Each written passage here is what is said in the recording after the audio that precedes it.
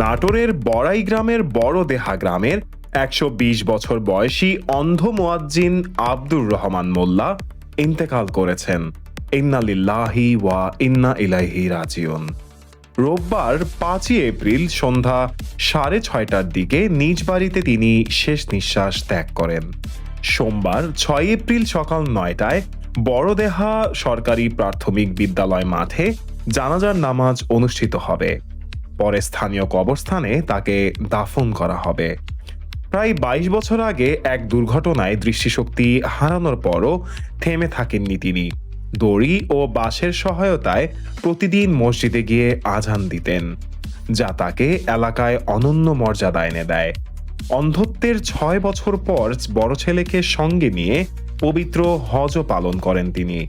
দেশে ফিরে নিজ গ্রামের ৫% জমির উপর একটি পাকা মসজিদ নির্মাণ করেন এবং সেই জমি মসজিদের নামেই রেজিস্ট্রি করে দেন। ধর্মপ্রাণ এই মানুষটির মৃত্যুতে এলাকায় শোকের ছায়া নেমে এসেছে।